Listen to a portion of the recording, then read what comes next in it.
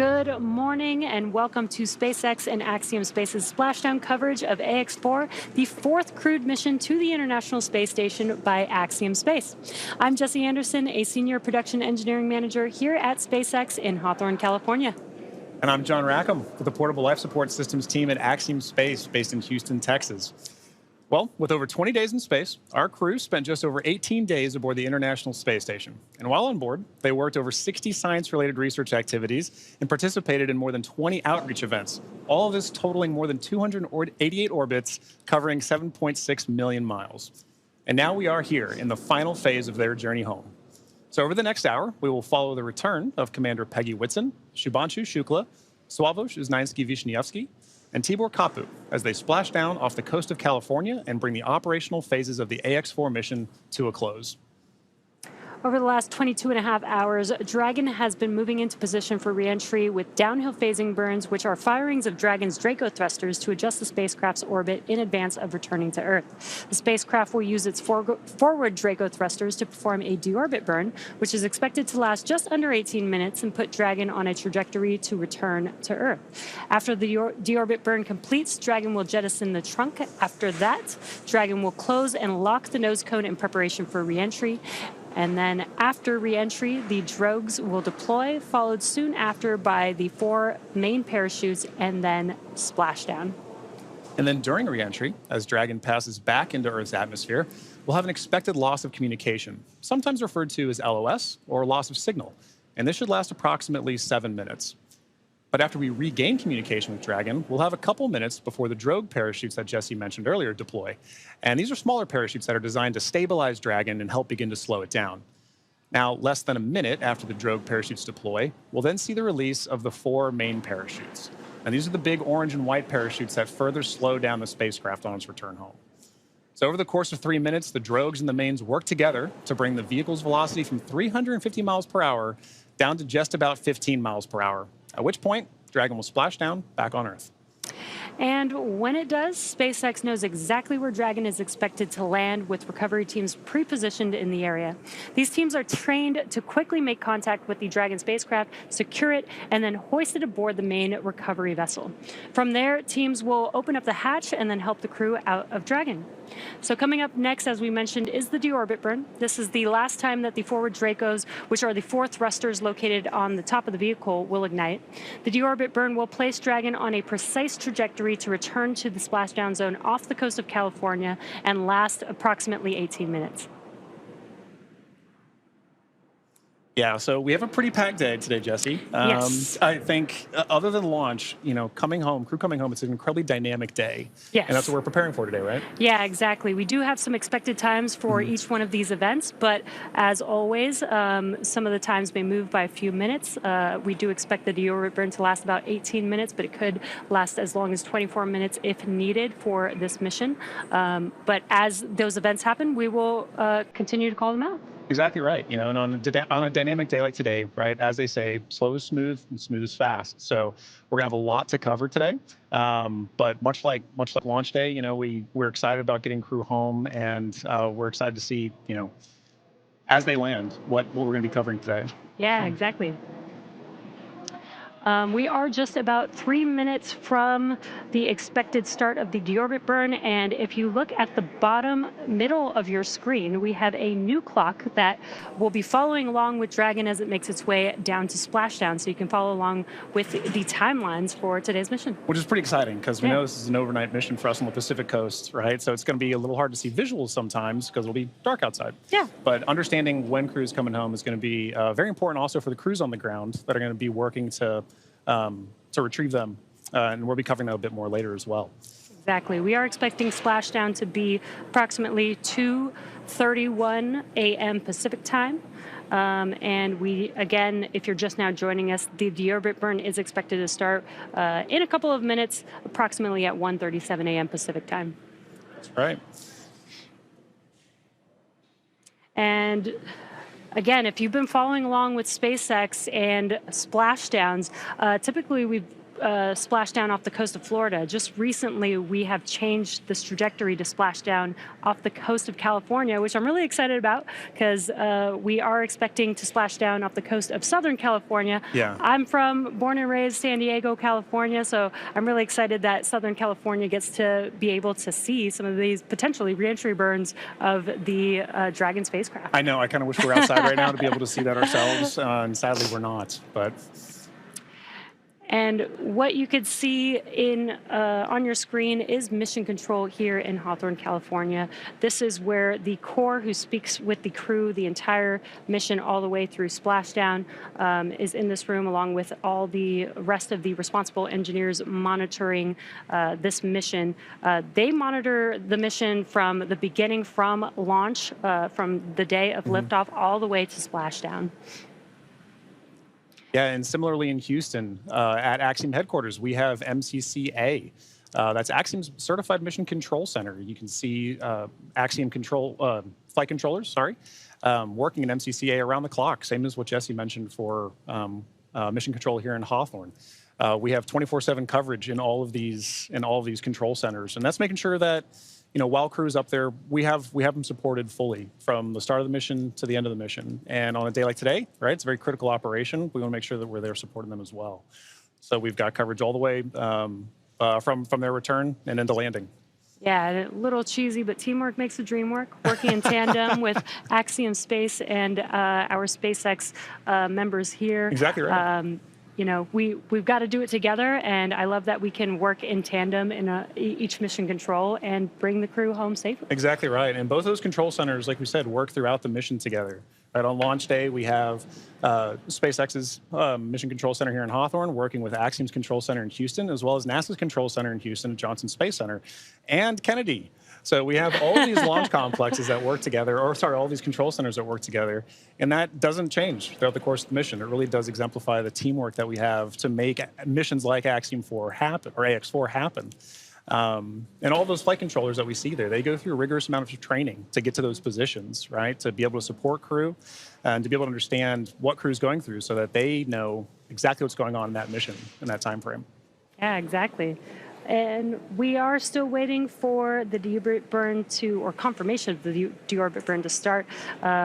It should be starting any moment now. Again, we're just waiting for the call out. We do expect it to last approximately just under 18 minutes for this deorbit burn for this specific mission. That's right. And if you're just tuning in, after that deorbit burn, we'll then proceed into a few more dynamic operations following that. We'll look to be jettisoning the trunk after we do a claw separation. And then from there, we'll move into nose cone deploy and parachute deployment. So, or nose cone closure, sorry, and then parachute deployment. So we've got a very full day coming up ahead after this deorbit burn starts. And we did get confirmation that the deorbit burn has begun. Again, it will last approximately 18 minutes, just under 18 minutes. Now, this deorbit burn is the last time those 4 forward Draco thrusters will fire. Dragon has not yet entered Earth's atmosphere. This deorbit burn is what will line the vehicle up and put it on its final trajectory to the landing site and off the coast of Florida today. Right now, our crew are using their screens to keep tabs on the burn duration, Draco thrusters firing, and trajectory details like entry angle, spacecraft perigee, and how much distance remaining until deorbit burn termination. Dragon is flying itself. It is an autonomous vehicle, so all the crew has to do is stay strapped into their seats and keep tabs on things. Enjoy the ride. That's right. Well, to talk a little bit about the AX4 mission, what it is. The AX4 mission has really been remarkable in a number of ways from start to finish. And each of these missions, like we talked about, demonstrate the amount of teamwork that we work on. But they're also iterations on the process of flying to and living on station. And each of these provide more opportunities to understand how we live and work together in low Earth orbit. And this crew has certainly done just that. Yeah, let's take a moment to properly meet and introduce the crew. Yeah. Our mission commander is Peggy Whitson of the United States. And we actually don't have enough time to cover her entire resume because it is incredible. But to give a few highlights, Peggy earned degrees in biology, chemistry, and biochemistry. She was the first female commander of the International Space Station. She has spent over 695 total days in space, during which she logged 60 hours across 10 spacewalks. She is a two-time commander for Axiom Space, having previously served aboard AX-2, and she was just inducted as a member of the 2025 Astronaut Hall of Fame class. And congratulations, Peggy. Pretty incredible. And up next is mission pilot Shubhanshu Shukla of India, whose call sign as test pilot is Shooks. Shooks represents the Indian Space Research Organization, or ISRO. And he's also an astronaut designate of India's inaugural human spaceflight effort, Gaganyaan, an Indian-built rocket and spacecraft. He was commissioned into the Indian Air Force Fighter Wing in 2006. He then achieved the rank of Group Captain in 2024 and has over 2,000 hours of flight experience aboard aircraft, including the Sukhoi 30 MKI, MiG-29, Jaguar, Hawk, and Antonov On-32. Pretty impressive resume. And our third crew member is mission specialist Sławosz Uznański-Wiśniewski of Poland.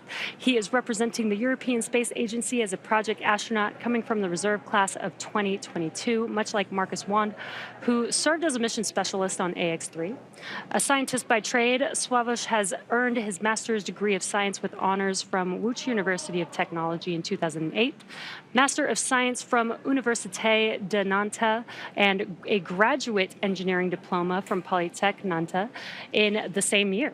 He also spent 2 years as the engineer in charge of the world-famous Large Hadron Collider in Switzerland beginning in 2018.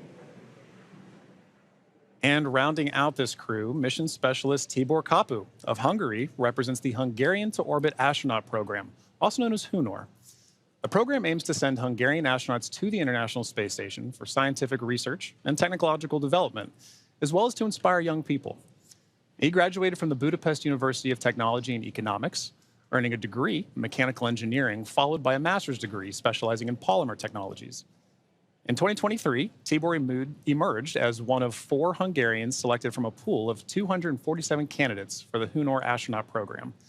He has invested a notable amount of time in his career focused on space radiation protection while awaiting his acceptance to HUNOR. What an incredible crew. Together, they are the crew of AX-4, Axiom Space's 4th private astronaut mission to the International Space Station.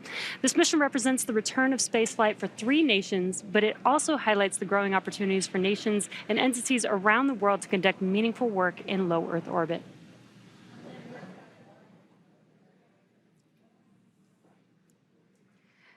And we are, again, if you're just now joining us, the deorbit burn has begun for the crew, and this deorbit burn lasts just under 18 minutes. So we still have about 10 more minutes to go in this burn, and we are patiently waiting for that burn to conclude. Exactly right. And at the end of that burn, like we mentioned earlier, if you're just now joining us, we'll move into claw separation and trunk jettison before we move into nose cone closure and then parachute deploy. So we've got a few dynamic operations that are coming back to back, coming up here shortly. But, you know, Jesse, we were talking a little bit about that crew. I had the pleasure of meeting them a little bit before the mission, and you can really tell that this crew has taken it upon themselves to really make sure that a priority of this mission is outreach. They really want to ensure that who they are representing, the people that they're representing, are getting an opportunity to come aboard with them. And understand why they're up there, understand why they're going on missions like AX-4, why AX-4 is a mission that needs to exist to further everything. And I know that STEM outreach is something that you find pretty fascinating yourself, right? Yes, John, you already know that. I love outreach. I think it's super important. There's so much technology emerging and growing and advancing, and I think it's super important for the young people to get interested in it while they're young, so they can further explore that interest when they do get older and when they can, go to school or go into a professional field. So I think it's great that this crew specifically did multiple outreach events during this mission. Over 20, I think you said, right? Yeah. Yeah, and it's one of those things, too, where for a lot of times, this may be these kids' first times getting to understand, like, what goes on the International Space Station? Yeah. What kind of things can we research in space? You know, I know one thing that kind of resonated with me is, you know, when I got to meet Sławosz, Słav, as he's known by some, especially the crew. His background in microelectronics, right? He's carrying that on his research here today to understand how does space radiation, which is a huge problem to solve, right? For long endurance, for for long-term, long-duration spaceflight missions, how are we going to solve the problem of space radiation? And not just for humans, but for electronics. And so for this particular mission, they were, and we'll cover a little bit of this later too, but they were flying some experiments to assess, like, how can we better protect these in orbit? So I think Swav, Tibor, their backgrounds really help kids understand, how can I tie my research to the practicalities and understanding of how do we live and work in space? Yeah. And honestly, this is what we do all of this for. This is what Axiom 4 is for, and other missions have been for, is to do that research. I think a lot of people don't realize astronauts are scientists. They are. They are. Doing a lot of experiments. Exactly. First and foremost, the reason we're up there is to understand, how are we going to keep doing this? How can we keep doing this? So every mission that we work together, we learn from each other. Every mission that this crew goes on, from AX1 up through AX4 now, we all build on the last mission before it. We've been doing it for years. We're going to continue to be doing this as well. Yeah. So it's really exciting to see them put that emphasis on not just the research, but also the outreach to get the next generation of people to do the next missions. Yeah, I love it. If you're just now joining us, again, there is a clock in the middle of your screen where you can follow along with the timeline of the mission all the way towards splashdown today. And also in the bottom right-hand corner of your screen, there's a little graphic showing Dragon and its thrusters firing.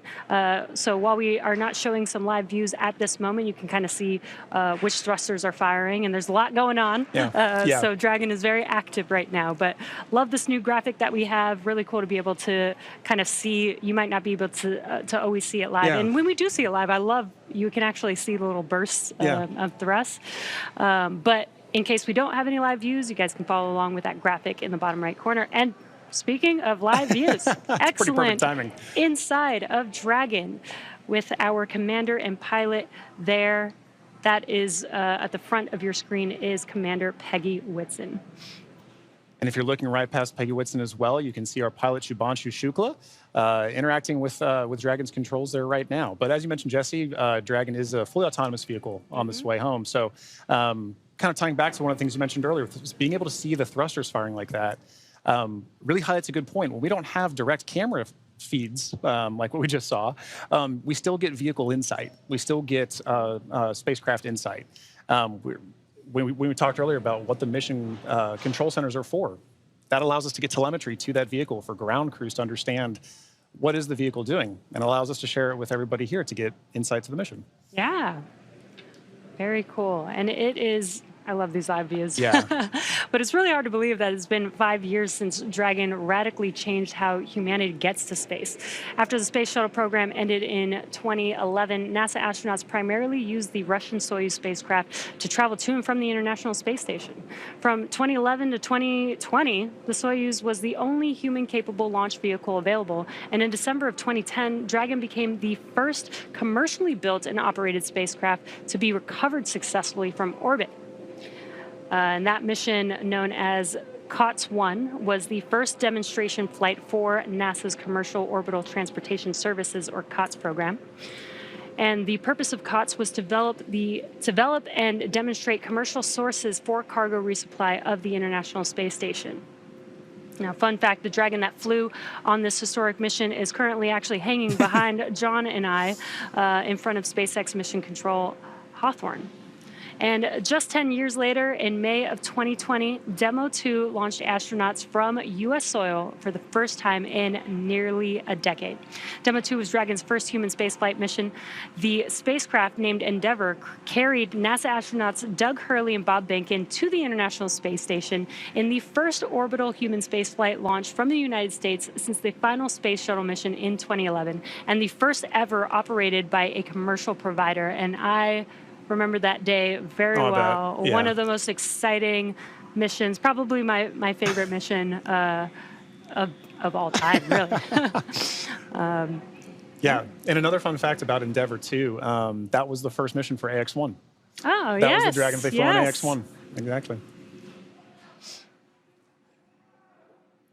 And this is a really cool view. I mentioned the graphic in the bottom right-hand corner, but you could actually see a similar graphic for the crew on board on their displays there. Exactly right. I mean, for crew situational awareness, it's incredibly important to, even though you may not be commanding the vehicle yourself, even though it may be an autonomous flyer, having the insight to your vehicle systems is incredibly important for all crew members, let alone the pilot and the commander. So our commander, Peggy Whitson, and our pilot, Shubhanshu Shukla, are maintaining close situational awareness on the vehicle systems there, like we saw a minute ago, being able to watch thruster firings, understand where they are kind of on their mission home. Yeah, and they are sitting inside of Dragon. They're strapped into their seats, so they can't really see what's going on the outside, but they can hear the sound of the thrusters firing. It may sound a little bit different to them than here on Earth, but it also helps them, as they're monitoring, helps them understand what's happening, what those sounds mean. So again, that they have the full awareness of everything that's happening with the spacecraft. Exactly. Now, alongside the NASA missions, Dragon has also flown several private missions to orbit. In September of 2021, on the Inspiration 4 mission, Dragon became the first private spacecraft to take an all-civilian crew to orbit. And the following year, Dragon flew Axiom Mission 1, the first all-private astronaut mission to the International Space Station in collaboration with Axiom Space. Now, the first of now 4 flights together with Axiom Space to take commercial crews from around the world to the International Space Station. In September of 2024, the Polaris Dawn mission delivered the first commercial spacewalk. And most recently in March, Dragon supported the From 2 and NASA Crew 10 missions. AX-4 is Dragon's second human spaceflight mission to splash down off the coast of California after From 2 returned Dragon recovery operations to the West Coast just this past April. And from that first crew mission in May of 2020 to Axiom 4 today, Dragon has supported 18 human spaceflight missions and flown 70 crew members representing 20 countries. Overall, Dragon has flown 53 missions, carrying over 300,000 pounds of cargo to space. In the history of human spaceflight, fewer than 700 people have ever been to orbit. At SpaceX, we want to help create a future where not just hundreds of people, but thousands and ultimately millions of people can travel off Earth to live and work in space and on other planets. Yeah, you know, Jesse, you mentioned basically all that lineage of the Dragon spacecraft, and it's sometimes easy to get lost in the numbers. But it really does highlight how we've built, same as what we were talking earlier for building on missions, right? We built to get where we are as a space industry with the Dragon flying, and it's allowed us to provide missions like X1 up through X4 together, like you mentioned, but collaboratively. And each of us, it allows each of us to play a role in these missions supporting. And so I always really love the teamwork aspect of this commercial spaceflight endeavor, and I think what you just mentioned there really highlights that. Yeah, and just the exponential growth. It's only been 5 years since SpaceX has been a part of this in history, and it's really cool to see how much we've been able to do. Exactly. And we are about 30 seconds or so away from the expected ending of the deorbit burn, so we should be potentially hearing that call out, but if we don't hear the call out on the nets, we will confirm when that deorbit burn is complete. Exactly. And like we mentioned earlier, while we're waiting on those calls, we're still able to view some of the telemetry and insight to the vehicle that we have too. So once we kind of get some awareness that the vehicle is done doing its deorbit burn, we should shortly hear a call after that. But at that point, it's a good reminder that those calls, the telemetry, it serves as an operational synchronization point for all of us to kind of say, a major dynamic operation has just happened. How are we going to regain the situational awareness to say, okay, everybody's back on the same page so we can continue executing all of the flight procedures that we have. So. Yeah, exactly. And we are awaiting the conclusion of the deorbit burn. And again, after that deorbit burn ends, we'll move into claw separation, trunk separation, or trunk jettison rather. And then we'll move into nose cone closure for the rest of the mission. Yeah. We are just in the beginning of the multiple dynamic events that we have left to bring the AX-4 crew safely back home to planet Earth. Exactly. And we do have our recovery ship Shannon waiting patiently in the Pacific Ocean. We do have a targeted splashdown zone, so the crew aboard the recovery vessel is there waiting, and once they splash down into the water, we'll send a couple fast boats, and then the recovery ship vessel Shannon, will meet the crew, lift the Dragon spacecraft on board to the ship, help the crew get out of Dragon, and then they'll eventually do some medical checks, make sure that they're all good. Exactly right. Board a helicopter and take them back to land. Exactly right. I mean, like that is still a part of the very dynamic operations. And SpaceX and Axiom are both providing crew on the ground to provide in that work. So we have the retrieval of the crew and our Axiom. Dragon, SpaceX, deorbit burn complete and performance nominal. Trunk separation initiated. Awesome. Great news. We heard that call out. We heard that call out that the deorbit burn has completed, which is great news. We're moving on to the next events. So at the moment, Dragon is doing a couple of things autonomously. It's isolating the thermal control system fluid loops from the radiator. This system is what will help keep the internal temperature of Dragon temperate for our crew during reentry, as it does heat up a little bit on the outside of the vehicle. Next up, we are waiting for the claw to separate. The claw connects the trunk to the spacecraft, delivers power, telemetry, and fluids, and claw sep is the first step in trunk separation. And we did hear that call out for the initiation of claw sep. So that event is now in progress. We're waiting for the conclusion of claw separation. Nominal trunk jettison. And all of that just happened. Claw separation as well as trunk jettison. There we go. And it's a good example of the kind of things that we're listening for on this phase of the mission. Really are back to back, and they're structured in a way that are very timelined, very expected. And so while we wait for those call downs, we want to be very cognizant of, is crew checking back in with ground, is ground checking with crew. But once the vehicle hits those certain points and the commands are retrieved, sent, executed, whatever, that we're waiting for those and we're expecting those. Yeah, and then we do have nose cone closure coming up in just about 3 minutes or so is what we are expecting. And in the background, Dragon is currently inhibiting those forward bulkhead Draco thrusters that we just used to complete the deorbit burn, ensuring it's safe to latch the nose cone shut for reentry. Also, the vehicle has initiated the nitrox suit purge. This will help keep the crew cool and comfortable during reentry, and which again is coming up in a few minutes, that nose cone closure in just about a couple minutes. Now at this point, the nose cone is preparing for closure. That's right. Yeah. And now for those of you just joining us, we are, as Jess just mentioned, we are in the phase of flight where we've now gotten good confirmation that the claw has separated, that that the claw has retracted, and that the trunk has been jettisoned. And we're waiting for that nose cone to close. And a minute ago, we had good visuals inside the vehicle showing our commander, Peggy Whitson, and our pilot, Shubhanshu Shukla, engaging with those controls for the vehicle to maintain insight to understand where the vehicle is at this moment in time. And what you're seeing on your screen is a map of where Dragon is above the Earth. And again, it's making its way over, it's going to make its way over the Pacific Ocean to splash down off the coast of California. And you can actually see how close it is passing by the International Space Station there, which is pretty cool. Yeah. Again, it's amazing being able to actually maintain the kind of awareness we have on this, right? As you know, last night when we were tracking undocking, kind of understanding where Dragon is relative to station with regards to things like the keep out sphere.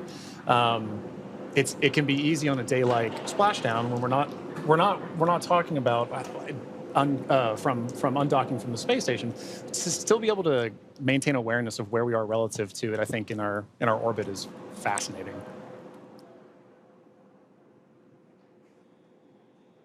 Again, we are waiting nose cone closure. And if you've been following along SpaceX, reusability is extremely important to us. That is what nose cone closure is for. In previous Dragon designs, we used to jettison the nose cone, but being able to close the nose cone allows us to just reuse it.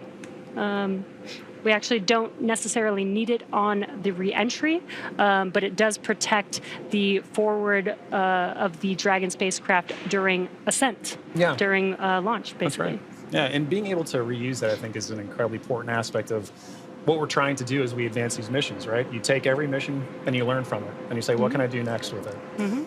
And so being able to now close your nose cone, and keep the vehicle for Yeah. next time. It's pretty important. Makes reusability and preparing for the next mission very easy. Exactly. But you're right. Now, once we're closing that nose cone, we have to make sure that there's no more Draco firings that are happening, because once those Draco firings are done, we can then safely close the nose cone and prepare it for reentry.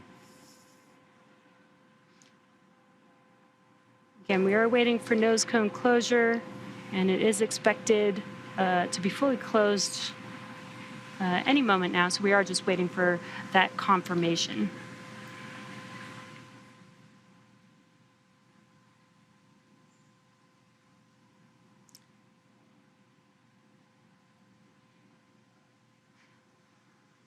And if you're just now joining us, the crew has already completed a deorbit burn, which lasted about 18 minutes long.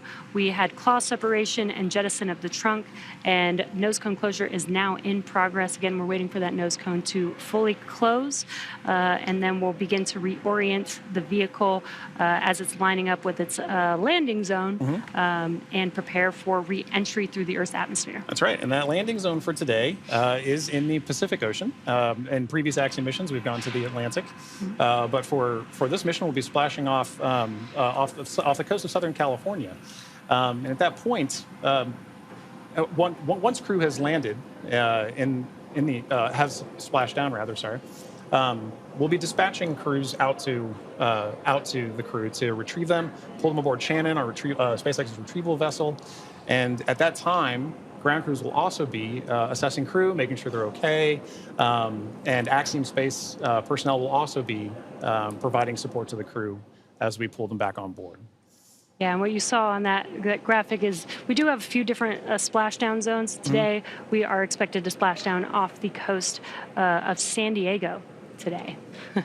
And there you can see the trajectory that Dragon is going to be making as it makes its way to that splashdown zone. That's right. So if you're in Southern California, you should get some pretty good views. We won't have any here today. We're inside. But we will be following along closely, obviously. Once those parachutes deploy, we get good visual confirmations of crew. It's important to note that the ground crews will know exactly where Dragon is landing. Or splashing down, rather. And at that point, we'll be able to go out and retrieve them. But prior to that, you should get a pretty good view of Dragon coming in. Yeah. I think it's a pretty cool view. I've seen the videos, haven't seen it in person just yet. Hopefully one day I'll get to see re-entry of a crew. Yeah. But if you're in Southern California and you go outside in about 15 minutes or so, you might be able to see it. That's right.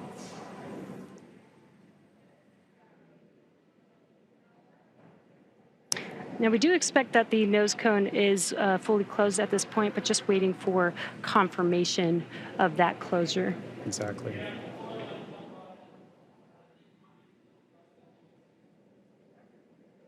Again, the nose cone helps protect the forward bulkhead thrusters and just the forward section of the Dragon spacecraft during ascent. And closing the nose cone, again, just helps with recovery.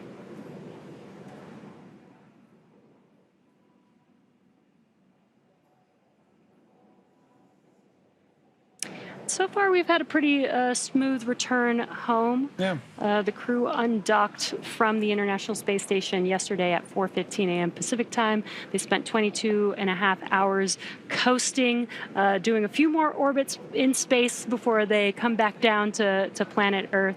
And we're just under 30 minutes from them splashing down. And again, we have this new clock on your screen, in the middle of your screen, where you see that countdown to splashdown, which I love, because now you can see there's about 26 minutes before we expect them to splash down in the Pacific Ocean off the coast of San Diego today. Yeah, I think having the countdown really helps bring home that they're almost here.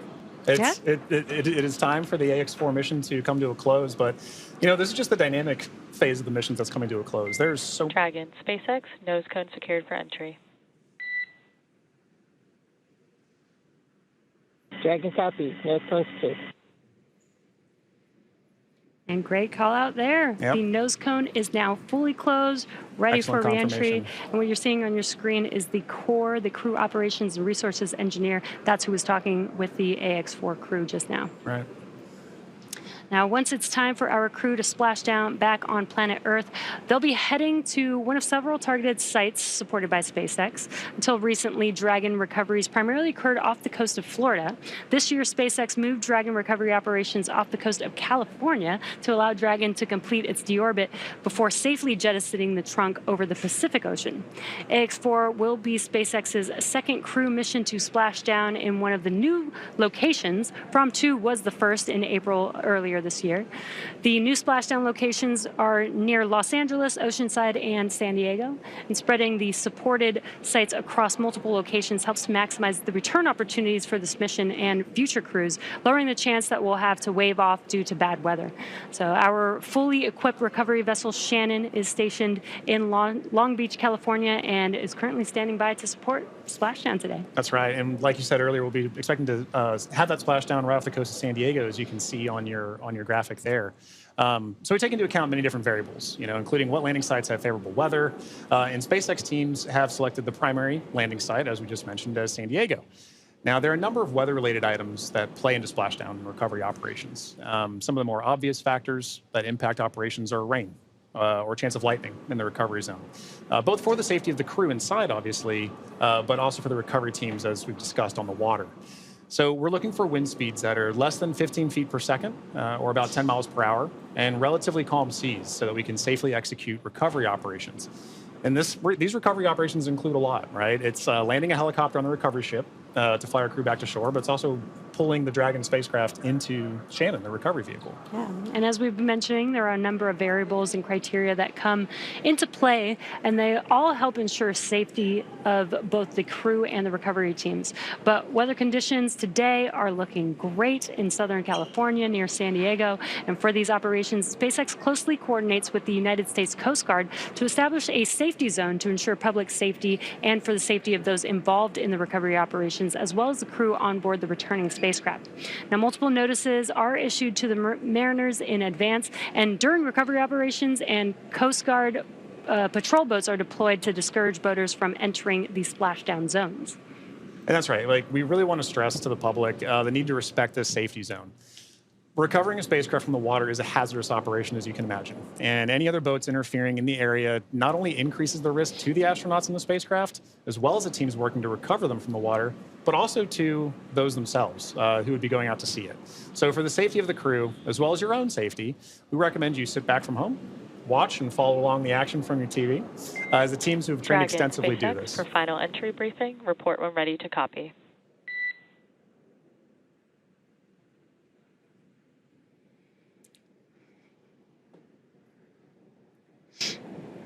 Dragon's ready to copy.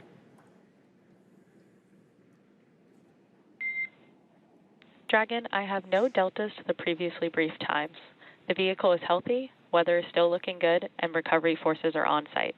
Predicted COM blackout starting at 0918 Zulu and ending at 0925 Zulu. How copy?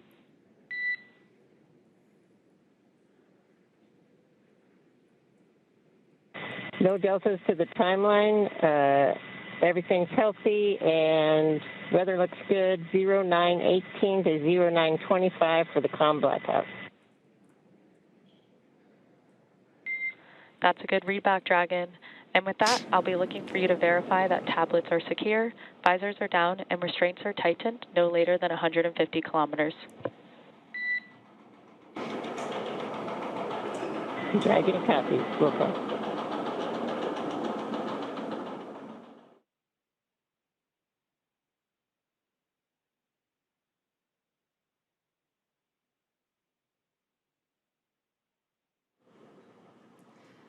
And we just had some great comms between the core and the crew. It sounds like everything is a go for splashdown. We are expecting the blackout period to begin at 2:18 a.m. Pacific time. That lasts about 6 minutes, completely expected. We will lose comms with the spacecraft as the vehicle heats up with plasma around it, but we do expect them to pass through that in about 6 minutes and regain comms after that. So really exciting, about 21 minutes away from splashdown. And as you might imagine, astronaut training can be extensive, from training that is specific to each crew member's role, to learning SpaceX protocols, space station systems, and preparing for the science and outreach activities that they'll be conducting in space, private astronaut training is rigorous. In addition to the training in the field like they do through NOLS, or NOLS, the Axiom 4 crew spent about 35 days training inside of Dragon. Now, to prepare them for flight, our teams at SpaceX spent the last several months teaching the crew about orbital mechanics and how to live in microgravity. While this was more of a review for Peggy Whitson, for the rest of the crew, this was their first time flying on Dragon. The training program includes nearly 100 different lessons covering all aspects of the flight. The crew spent time inside of our Dragon training spacecraft to run simulations of ascent, the International Space Station rendezvous, and re-entry. And they also spent time at the launch pad in our suit-up room and working through emergency procedures that would be necessary in the unlikely event of a pad abort scenario. And beyond those critical trainings from SpaceX for the ascent return phases of the mission, Axiom Space has facilitated a host of efforts over the last 10 months to ensure that the crew and all of those who support them, like ground operations, mission control, flight controllers, are all ready for the mission while on board station. And kicking off efforts for that training at Axiom headquarters in August of 2024, the AX4 crew immediately began to familiarize themselves with the range of teams and systems that they would need to become proficient with in order to succeed. From selecting the food that they would eat and learning how to prepare it with the food warming and hydration racks on orbit, to understanding the tools and systems available to them throughout the International Space Station. Every small detail is critical to mission success. So in Building 9 at Johnson Space Center, the crews learned and rehearsed routine operations, medical procedures, emergency situations, and media exercises. All of this built up to full-scale simulations that were then run in coordination with ground teams at Johnson and around the world. And as the name of the International Space Station suggests, specific modules are owned and operated by different nations. The crew traveled to Germany to earn their certification of these systems in the European module known as Columbus. As an ESA project astronaut, Sławosz had additional trainings at the European Astronaut Center. The crew then traveled to Japan to learn the systems of the Japanese experiment module, also known as Kibo. With hands-on training that culminated in a round of testing, the crew became certified to use the systems of Kibo for their flight. And beyond the specific requirements of each space station module, the crew also participated in a range of efforts that would bond them into a crew and ensure that they were physically and mentally prepared for any mission scenario. So this included a week of training with the National Outdoor Leadership School, or NOLS, where the crew faced a week of kayaking against heavy winds. It also included a day in an altitude chamber to experience how their body reacts to different oxygen levels, and even included an underwater helicopter escape training simulation. And SpaceX Dragon crew has tablets secured, restraints tightened, and visors down. SpaceX copies. Crew are configured for entry. 5 minutes until predicted comm blackout. We'll see you on the other side at 0925 Zulu. Copy 09250 on the other side of the blackout. Okay, and good comms there from crew that they are ready and configured for their return time. And, you know, an aspect of that is to wrap up our discussion about training. That's a major training point for crew, understanding how their return phase is going to look so that they know, let's go ahead and call ground and let them know that we're ready for maintaining it. So training really is at the heart of any successful mission. You plan, you train, you fly in that order. Yeah, exactly. Training prepares every astronaut, even those very experienced like Peggy Whitson, and she also did retraining with the AX4 crew. It's important for the crew to train together. But this prepares them for any phase, any potential scenario in their mission. Exactly right. You know, and missions like this are important milestones for everyone involved, from the crew members who fly to those that they represent, to the host of scientists and engineers around the world who have an opportunity for their research or their technology to be tested in microgravity. Everyone learns from these missions. And for Axiom Space, this is at the heart of why we do these missions. We're building opportunities for others to advance what is possible and expand what is known. And we want to enable every human everywhere to take part in this. Now, after a beautiful launch on June 25th, the AX4 crew docked with the International Space Station a little over a day later, opening the hatch and greeting the Expedition 73 crew on June 26th. The crew shared some good words in a welcoming ceremony and an astronaut pinning that we don't have there, but Did happen. Before quickly getting to work on their extensive itinerary, each crew member brought with them a host of research, technology demonstrations, and outreach objectives, ranging from human physiology to space radiation impact studies, and even some gardening while they were up there. So this crew maintained a very full timeline, but they prepared for this, part of their training. Each crew member wanted to ensure that every minute of this mission was utilized and that all of their objectives were hit. So Peggy, Shooks, Suave, and Tibor were ready to work with their time on board. Over the course of 18 days on board the station, they accomplished over 60 research activities, as well as more than 20 outreach events. But as their time on station came to a close, the AX-4 crew participated in a brief farewell ceremony where they said their goodbyes to the Expedition 73 crew. And now for more details on the incredible work performed by this crew on orbit, check out axiomspace.com to see more. Yeah, I love that this crew did so much outreach. 20 events in 18 days is pretty remarkable. Yeah, it's pretty very impressive. Impressed, plus the 60 experiments on top of that. So, I mean, and as we discussed earlier, it was a huge priority for them to be able to conduct those outreach events for the people of their countries who may not have had a chance to talk to an astronaut, to understand why are we going to space. Now they have a better understanding of that. And like you mentioned earlier, it's get them started young. Let them understand the passion of it. I know that my nieces, my nephew, right, they're excited about space. Yeah. They want to be involved in space too. So I can only imagine getting a call from Tibor, getting a call from Suave, and understanding, what are we doing up there? Oh, that would be so awesome. Yeah. Now, we are expecting that blackout period coming up here in just about a couple of minutes. Now, this blackout period, this is when the Dragon spacecraft re-enters back into the Earth's atmosphere. What's going to happen is there's going to be a lot of plasma buildup as it's getting more through the atmosphere. And that plasma is getting to about 3,500 degrees Fahrenheit, building up around the spacecraft. So we will be losing comms. This is expected. Today we're expecting it to last about 6 to 7 minutes, and then we'll regain comms. And you'll probably hear the core after the expected blackout period time has ended. Make some comms, some calls to the crew until they regain the comms and get confirmation from the crew that they can communicate with each other. That's exactly right. You bring up a good point. An expected loss of comm, or sometimes you'll hear loss of signal, or LOS. It's an expected part of spaceflight. It is planned for. They are predictable. And mission operators or flight controllers work through that to understand when are we going to be able to have and maintain communications with the vehicle, communications with crew, and that can happen at any time during the spaceflight. So for this 5 minutes, right, based on the physics you discussed of the vehicle heating up, you know it's going to happen, and ground crews can predict for that and work around it.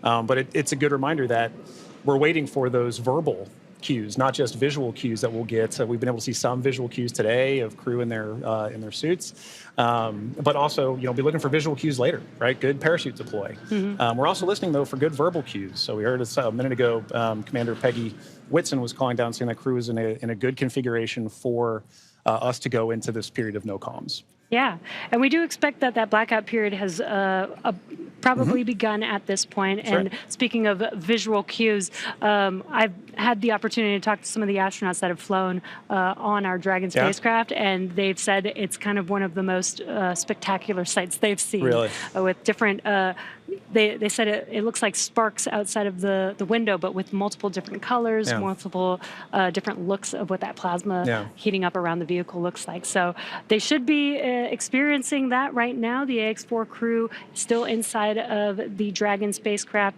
Again, this blackout period will last approximately 6 to 7 minutes. And again, we won't hear any comms throughout this period until the expected blackout time is complete, and then we'll start hearing comms from the core calling out to the crew. That's right. As we begin the second half of entry, Dragon is now beginning to flush nitrox into the cabin and continuing to top off the AX-4 crew's suits with cool air. Again, this is what will allow the cabin temperature to remain comfortable while, as I mentioned, the external temperatures reach 3,500 degrees Fahrenheit. The heat shield is pointing forward, leading the spacecraft to the landing site. Dragon's primary heat shield is comprised of PICA 3.0, which stands for Phenolic Impregnated Carbon Ablator. First generation PICA Pika was first developed by NASA for studying and sampling comets within our solar system. SpaceX then partnered with NASA to develop Pika X, which was the second-generation product used on all Dragon 1 commercial resupply missions that successfully resupplied the space station on 20 missions. Pika 3.0 was developed specifically for use on Dragon as we prepared to begin flying Crew with enhanced structural and thermal properties that optimized the heat shield and drove down cost and mass. The remainder of the Crew Dragon spacecraft is composed primarily of a SpaceX proprietary ablative material. It's another class of thermal protection, which is lighter weight versus Pika and protects the underlying composite structure during re-entry to ensure the structural capabilities are maintained. Now, while Dragon will experience temperatures well over 3,000 degrees Fahrenheit during peak re-entry conditions, the characteristics of the TPS or thermal protection systems, coupled with the ECLIS environmental control and life support system in the pressurized interior, will ensure that the AX-4 crew will stay cool and comfortable during all the phases of re-entry through splashdown with all that heat surrounding them. Exactly right. Well, now, as AX-4 set a new benchmark for private astronaut missions with the most research activities executed aboard an Axiom space mission to the International Space Station to date. With over 60 experiments representing 31 countries, the mission showcased the growing global interest in leveraging low Earth orbit for scientific discovery. The research portfolio included 8 technology demonstrations, 12 life science investigations, and 27 research projects. And this research spanned a wide range of disciplines, from cancer biology to regenerative medicine to even artificial intelligence, agriculture, and materials science. And this further demonstrates how low Earth orbit is a platform for innovation. Now, many of these studies were designed to address challenges both in space and on Earth, such as improving disease modeling, enhancing food security, and developing smarter autonomous systems. Now, the scale and diversity of the AX-4 research portfolio reflect a shift toward more collaborative science on orbit together, positioning commercial astronaut missions as catalysts for advancing knowledge and solving real-world problems. You know, Jesse, I think this is one of the most important things about a mission like this, is it allows us an opportunity to understand we have a number of problems that we're trying to address on Earth, and it is a unique opportunity to be able to go to low Earth orbit and understand some of the key aspects of that kind of research. And missions like AX-4 really allow for those kind of problems to continue to have momentum behind them to be solved. The International Space Station has been tackling so many of these problems for over 2 decades now. Yeah. And that research needs to continue. It needs to keep going. I think a lot of people don't realize that some of the stuff that we have that seem very simple and common to us here on Earth actually sometimes come from the research that happens in space. Exactly right. Exactly right. One of the things we were talking about earlier is a major aspect of long-duration spaceflight is the radiation impacts. And I know for me personally, I thought one of the really interesting research topics or research experiments that was being conducted on orbit for AX-4 was looking at what are the different materials and properties that we can use to protect against space radiation. So during the mission, we had a great call between Peggy, Swav, and Dr. Lucy Lowe with Axiom Space to discuss exactly what it is that we're trying to protect for and understand why space radiation is so difficult to wrap. So, you know, missions like AX-4, they're all important. And we are now seeing great confirmations of the Dragon spacecraft making its return back to Earth right now. And while we are in a blackout period, this is an excellent view, seeing Dragon from the ground as it's re-entering back into Earth's atmosphere. Now, that blackout period is expected to conclude at 2:25 a.m. Pacific time, so just a couple more minutes here, and then hopefully we'll get some comms back between the core and the crew. But in the meantime, at least got some cool views of the crew almost back down here on Earth. Exactly right. And you know, making that kind of visual confirmation is such an important part of what we're tracking today. We're tracking a lot of very dynamic operations. And so being able to see what we see on the screen there is incredibly important for mission controllers. Dragon SpaceX comm check.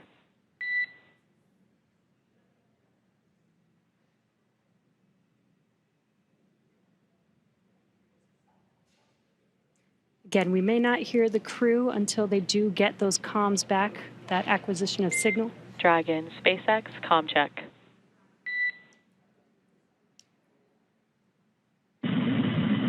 SpaceX, Dragon. We have you loud and clear. Dragon, we have you the same. Expect automated chute deployment. Dragon copies. Automated chute deploy. And great news, as you heard there, we got comms from the X4 crew. That's exactly what we're waiting for, and I love that you can hear the excitement in Peggy's voice, too. Yeah. It's like she's done this before. Maybe a few times. A great live view on your screen inside of Dragon as they are re-entering the Earth's atmosphere. And we did hear confirmation that there will be the automatic drogue and parachute deployment coming up here shortly. And on your screen with that great live view. GPS converge. Expect nominal altitude for drogue chute deploy. Copy. Nominal GPS chute deploy. And we're going to hear a lot of comms back and forth throughout these last 5 minutes here as the Corps will be calling out their altitude as they're making their way down, as well as when the drogue parachutes deploy and the main parachutes deploy. And then as they get closer and closer to Earth, just keeping the crew updated with how close they are before splashdown so that they can expect that splashdown. Exactly right. Exactly right. And those are the things that crew that you're seeing there on the left side of your screen are following along with their onboard telemetry. And for you at home as well, you can see on your screens as well things like vehicle speed, vehicle altitude. All those are really important metrics that we're trying to understand as part of the visual confirmations, the audio communications or the verbal communications that we've gotten with crew. We're also getting vehicle communications and telemetry to all understand how we're looking as we lead up to these next 4 minutes before. And there you can see on your screen, the seats are rotating for the crew. This prepares them for that splashdown, so they do brace for drogue window. They do reorient the crew depending on the dynamic events that are happening, so the crew does lean back during re-entry. Crew is braced. And then they are sitting up a little bit more upright for those drogue and main parachutes to deploy. That's right. Having them in that position helps distribute the forces correctly so that when they're experiencing that dynamic event, they're as comfortable as they can possibly be. Yeah. We're now waiting for confirmation that the Dragon's chutes have deployed, coming up here just in under a minute or so. Just prior to the deployment of the initial drogue chutes, Dragon automatically safes the propulsion system. Dragon then deploys its drogue parachutes to stabilize and decelerate the vehicle. Then just before drogue deployment, seats automatically rotate to 26 degrees, which we just saw there, to keep the crew within acceptable G limits for entry and landing. And excellent view. Great view. Drogue parachutes are deployed.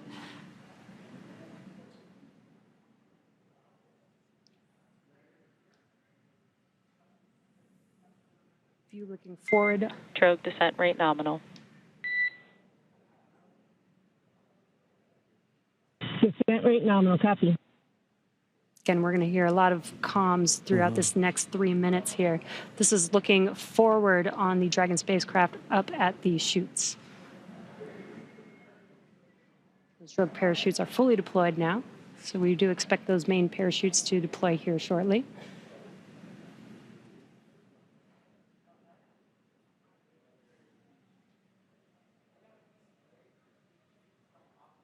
If you're just joining us, we have now confirmed that the AX4 crew on their return home is roughly 2.5 minutes out from splashdown, and our main chutes have deployed. Main chute descent rate nominal. Copy. Main chute descent rate nominal, 1,000 meters for Dragon. We copy 1,000 meters. Great visual confirmation, as well as those comms that the 4 main parachutes have deployed. Again, we are going to be slowing down the vehicle from 350 miles per hour all the way down to just about 15, 16 miles per hour by the time that the vehicle touches down and splashes down into the ocean. Exactly right. You know, you mentioned these beautiful visual confirmations that we're getting. You know, an important aspect of today's specific splashdown is that it's occurring at night. That's Dragon 800. Copy 800 meters.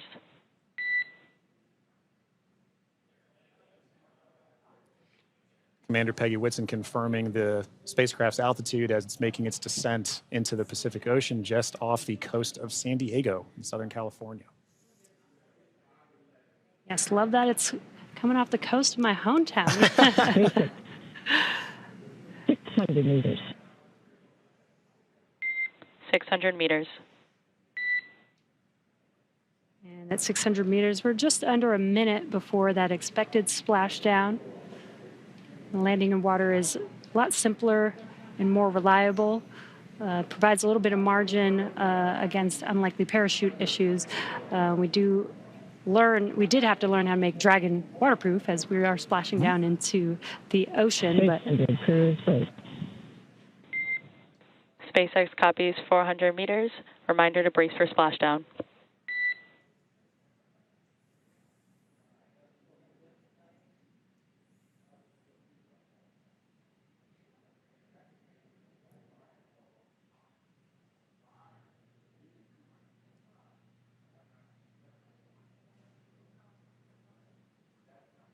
Oh, that's a pretty cool view. Yeah. That's right. Maintaining the vehicle's signature through things like cloud layer and any kind of atmospheric disturbance allows us to maintain visual contact with the vehicle as it's making its final descent towards water landing. And it's a little foggy, as you can see there. Yeah, Pacific fog is rolling in. We've got some very bright lights as Dragon, you can see the ocean there. Dragon is about to touch down in just a few seconds here. And working their way towards the vehicle are the SpaceX and Axiom support teams that will be present for the next phase of our splashdown coverage today. At this point, we'll be waiting for confirmation of the crew's safe landing, and then we'll move into the phases of this mission, which are really, let's recover the vehicle, let's recover the crew, let's make our assessments, and at that point, we'll be covering.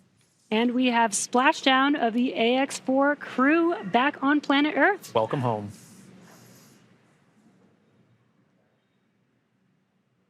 SpaceX Dragon splashdown. We are in Stable 1. SpaceX copies splashdown in Stable 1. On behalf of SpaceX, welcome home.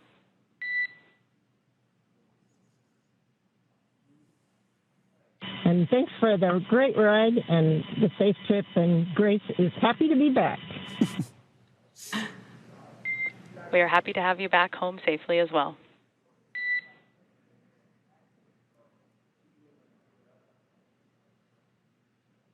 Some words between the Corps and our commander, Peggy Whitson, as the AX-4 crew has made it back home, splashed down at Dragon. SpaceX, for your awareness, SISTI system verifications are in progress. I will report back when recovery personnel are en route. Dragon.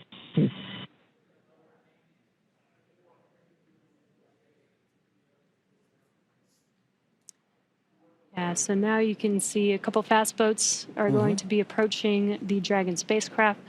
They're going to start with making sure that the spacecraft is safe. They're going to do some sniff checks. They're going to pick up those main parachutes. As Dragon splashed down, the chutes were immediately cut to make sure there's no safety issues there. So we'll pick up those main parachutes up.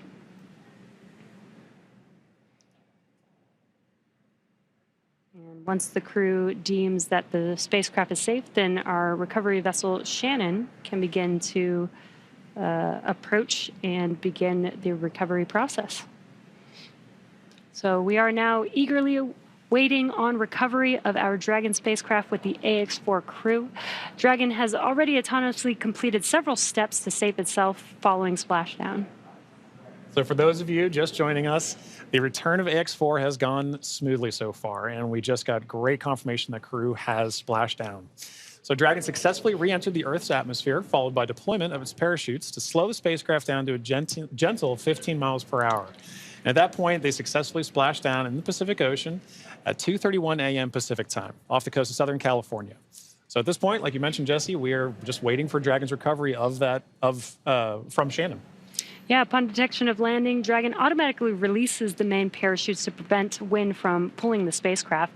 Dragon then automatically saves any pyrotechnics still present on the vehicle and may automatically perform additional minor system reconfigurations. The astronauts remain seated and in their suits at this point, but the onboard air conditioning keeps temperatures in check inside the spacecraft, and the communication systems on board remain powered so the crew can continue to communicate. And as we're watching, SpaceX has 2 fast boats in the recovery fleet, which move very quickly to get to the splashdown point. And those are being followed by Shannon, the main recovery vessel, which will move into position upwind of the spacecraft. The 2 fast boats have very specific roles here in these operations. The first fast boat makes initial contact and is focused on immediate safety inspection of the vehicle, checking for vehicle integrity and any presence of hypergolic propellant vapors. This ensures that it's safe for Shannon to approach the Dragon spacecraft. Now, once Dragon is cleared for full approach, the team begins rigging the spacecraft for water recovery by the recovery ship. The second fast boat is responsible for parachute recovery and also serves a redundant boat to the first. So we'll see a team member, we'll also see a team member rather on a jet ski helping to gather up the now detached parachutes that you mentioned came off. Jesse. Yeah, and it'll take a little over 10 minutes for the recovery crew to complete their safety checks. Then once they're complete, the team will begin preparing Dragon to be lifted into the recovery vessel. As part of the preparation for this lift, one member of the recovery team will climb on top of the spacecraft so that they can attach Dragon's hoist rings and connect the lifting lines. Now, it will take us less than an hour to raise Dragon to the recovery boat and remove the crew from the spacecraft. And then after medical checkouts, the crew will return to shore by helicopter and then be flown back to Houston. That's right. And each of these next steps are entirely dependent on the status of the crew. Axiom Space's Dragon SpaceX, we have pulled go for recovery personnel approach. Expect fast boats alongside in 1 minute. Dragon copies. We'll be waiting. And with that call from Core to Commander Peggy Whitson, you can see now the fast boat making the 2 fast boats making an approach to the Dragon that you see in the middle of your screen with that flashing green beacon. Now, as we mentioned, Axiom Space's chief medical officer is on the main recovery ship Shannon and is ready to put eyes on this crew for the first time since they departed quarantine together. And our medical teams will be with them every step of the way home.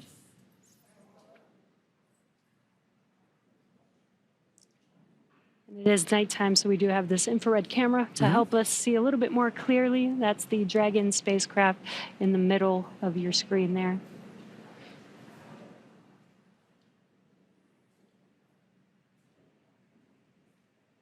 These SpaceX fast boats are now making initial contact with the Dragon spacecraft. Excuse me.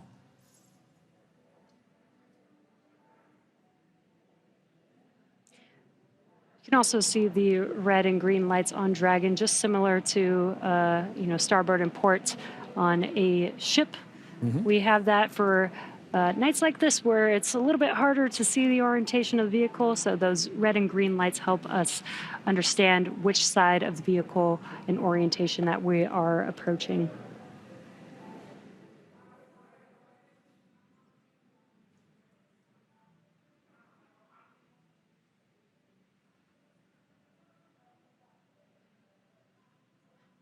And it does look like they are pulling a main chute out of the water there. Again, those detach immediately as soon as the spacecraft splashes down. This helps prevent the wind from dragging the spacecraft after it's splashed down and helps keep the crew safe. But we do recover those main parachutes, keep them out of the water. Exactly. And as we just discussed, each of these fast boats has a very specific role that they play.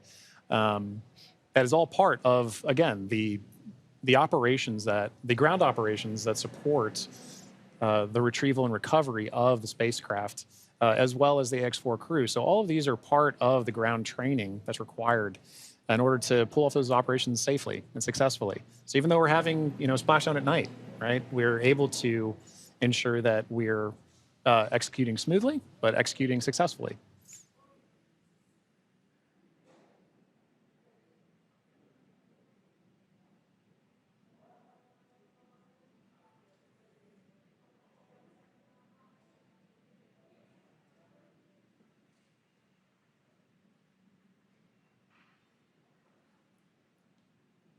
We're now looking at some additional views that we're getting in of the fast boats making their contact with the Dragon spacecraft.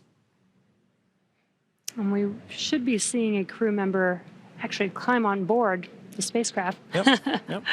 do some final safety checks, and then help begin setting up the rigging for the spacecraft to be lifted out of the water. That's right. It's all part of a coordination, a choreography of events, right? Getting from spacecraft is in the water. What are the next few steps that have to occur before we can get Dragon onto the recovery vessel Shannon? And this is a very key moment in that. Yeah, and right now you can see them doing the sniffs, making sure that there's no hazardous gas or chemicals around the vehicle and that it's safe for the team to actually approach and climb onto the spacecraft. And as always, the recovery crew is wearing the PPE necessary to perform these operations. PPE is personal protective equipment. And it's a good reminder that even in this phase of the mission, we're excited crew is home, but the job's not done yet. We're taking this time to make sure that we're operating smoothly, that we're operating safely, so that we ensure a safe return for the crew on board the vessel and back home to their families and teams. Yeah, we call conclusion of the mission when the crew egresses the spacecraft, and egress means to exit the spacecraft.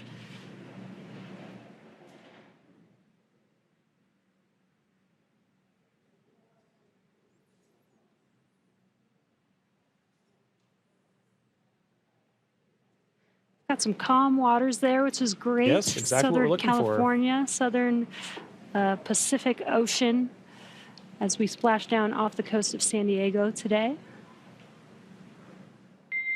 Dragon, SpaceX, hypergol sweeps, and unfired ordnance checks are nominal. Rigging is in progress.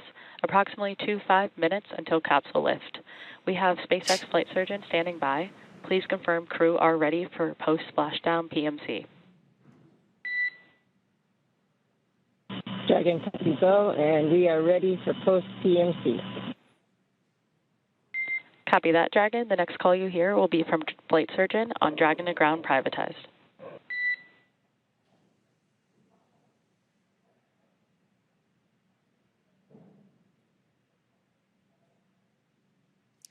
And you heard those comms. The team is going to do some medical checks. They are going to do that on a private net. And that's what those comms were, confirming that they're switching the nets that they will be communicating on. And this is just to make sure that the crew is feeling okay. Exactly right. Through all those dynamic events. Yep.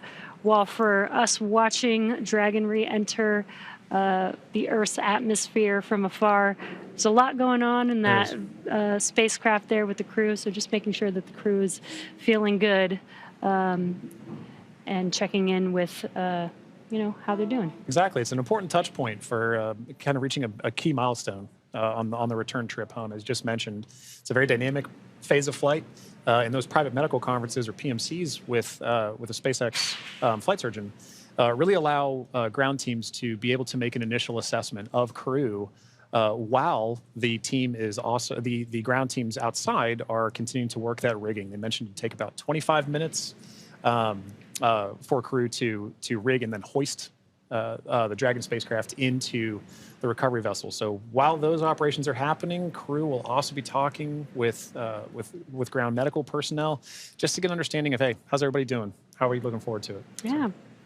And they did confirm that the vehicle was safe to approach. They did some hypergol checks.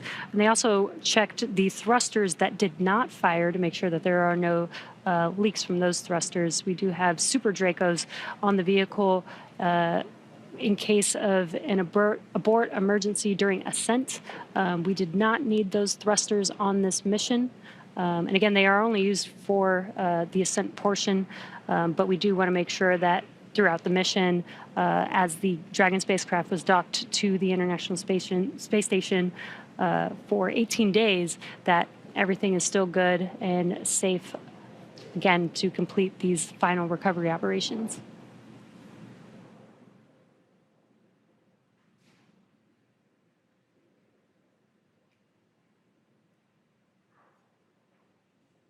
And again, it's a little dark because it's early, very early morning, but you can see the little window on Dragon and the light. Through it. Yeah, the little light inside there as the crew is patiently waiting recovery operations. It's a very different view that they're having outside that window than they had for their flight up and their flight home. Yes.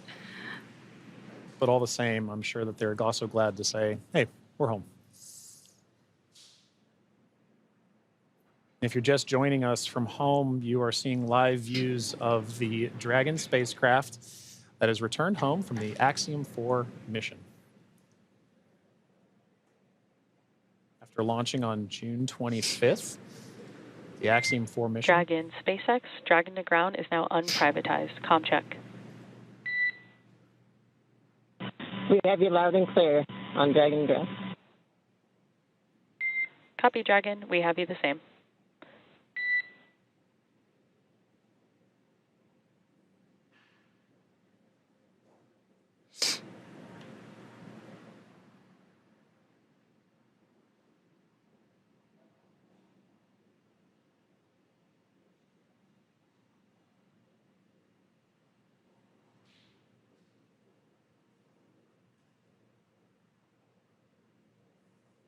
You can now see on the screen SpaceX support personnel beginning the rigging procedures to ensure that the Dragon spacecraft is rigged. SpaceX, be advised, we're going to step into transitioning the forward link.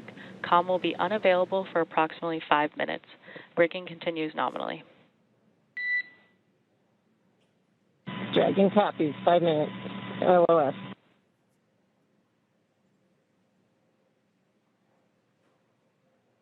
Again, the Corps just keeping the crew updated with the operations that they're performing. They won't have comms for about 5 minutes, but rigging is continuing, as we can see there, with the recovery crew member standing on top of the spacecraft. Yeah, working very important procedures for the next phase of the AX-4 mission. And for those of you who've been following along since June 25th, when the Falcon 9 lifted off from Kennedy 39A, this was a pristine new Dragon. That crew had the privilege and the pleasure of naming Grace. And now that it's gone through its first mission and landed back safely in the Pacific Ocean, you can see exactly what the spacecraft goes through on its return home, but very much a sign of a successful mission.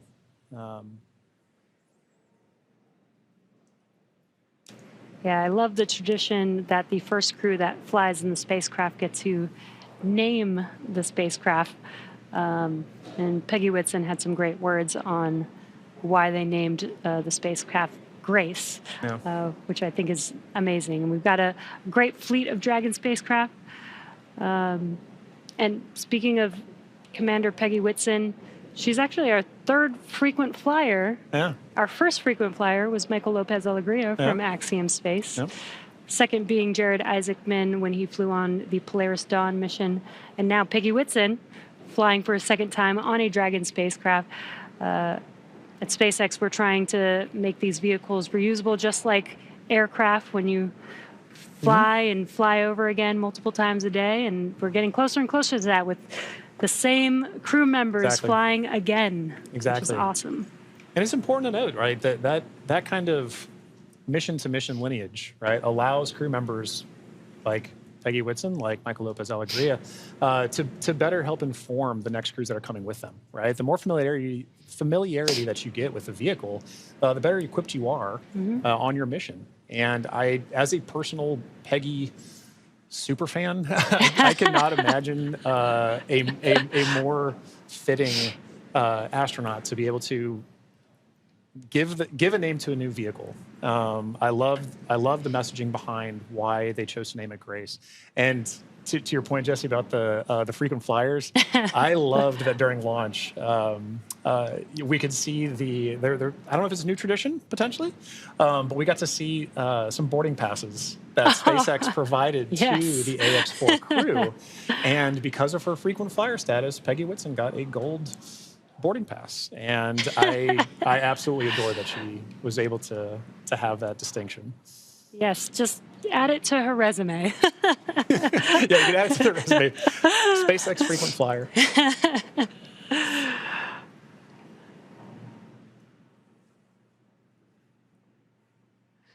Yeah, I love the boarding passes. Again, always trying to make it as common as aircraft, planes that we fly on every single day. Exactly. And we're still just in the beginning, but I feel like we've made a lot of progress in the last 5 years, and we still have a lot of new things, new missions, and improvements that we want to make to, future spacecraft and launch vehicles. So I'm excited for the future. I really do believe that we could get to aircraft, plane, regular flight, multiple flights a day within our future. I think we can. And, human spaceflight it's a team sport.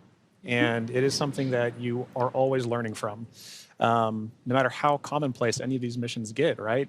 There is always the amount of training that you put into it to execute that plan, train, fly mentality. And being able to perform these missions, being able to say that Peggy has flown on multiple Dragon spacecraft at this point, kind of highlight that every time she's going to still go through the same training that she did for the last mission. That all these crew members, that all of the ground support personnel are going to be ready to support missions like these from even well before crew is on the launch pad, all the way through splash and pulling them onto the recovery vessel here for the Dragon spacecraft. And you can see on your screen both the fast boat and the recovery vessel Shannon making approach to grace our Dragon spacecraft.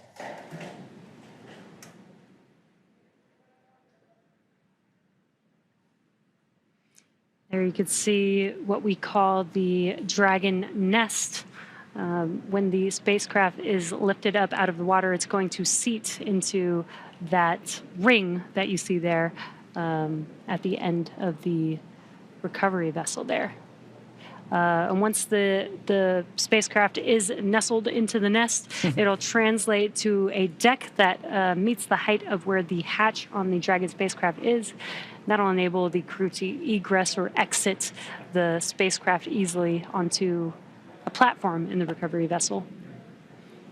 And talking about the crew, Jesse, we've mentioned this idea of this kind of understanding the aspects of spaceflight, as mentioned earlier, being able to do STEM engagement on the mission, but also being able to spend time and honestly, your crew commander being somebody like Peggy Whitson.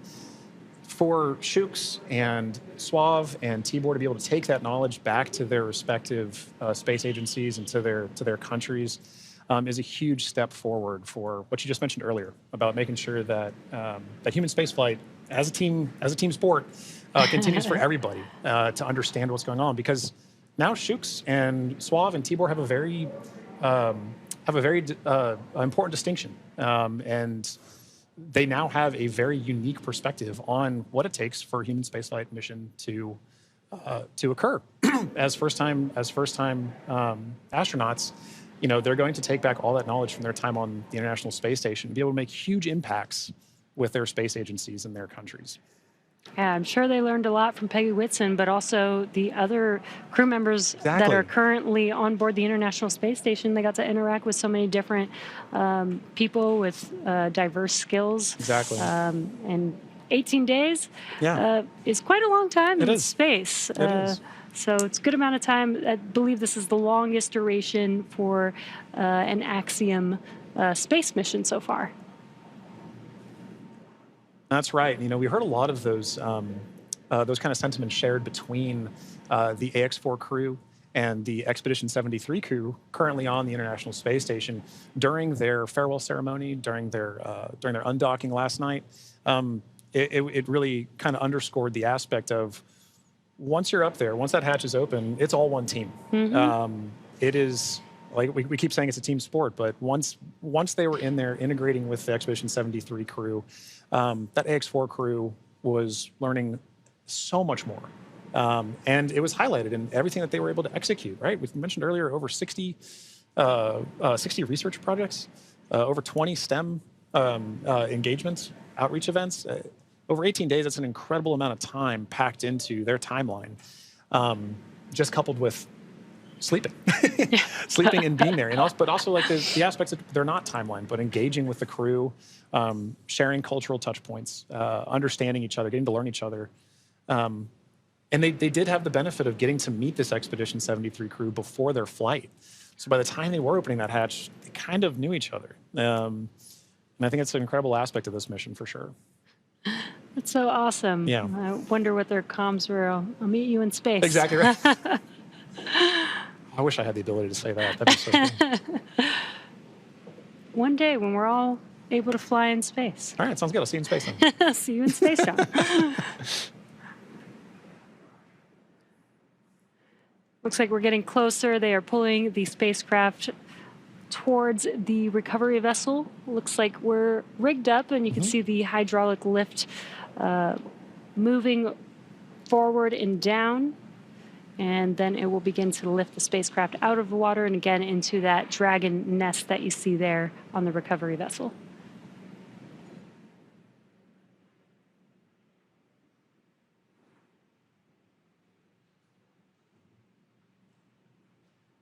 I think one of my favorite parts is the recovery crew that's on the spacecraft gets to jump into the ocean when they're done. Yeah. And it's nighttime in the Pacific, so it might be a little cold. We'll be a little chilly. But definitely a unique part of the job. Exactly right. And you can see all the support crew. There's just a fast boat on the screen that made its way off screen there, but you can see the number of support crew that's kind of going into supporting an operation like this. You know, it may look like it's not happening very fast, but there are a lot of steps that each of these crew members are responsible for ensuring that the Dragon spacecraft is pulled into that nest safely but smoothly, and they're working towards that now. There he goes. Love that. Despite the freezing temperatures, it looks fun. And he got out of the water pretty fast, so I think you're right about that.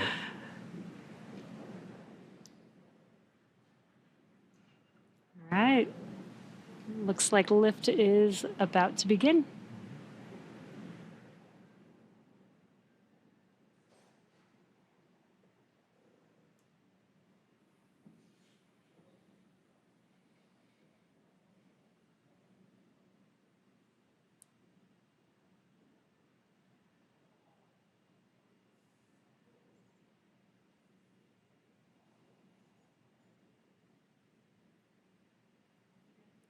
For those of you just tuning in, the AX-4 crew splashed down off the coast of Southern California a little under 30 minutes ago. And we are now in the Dragon SpaceX. Rigging is complete. Stand by for capsule lift. Dragon copies. Dragon SpaceX, capsule lift in progress, brace. good verbal confirmations there and visual confirmations that we're getting a successful lift. Dragon copies.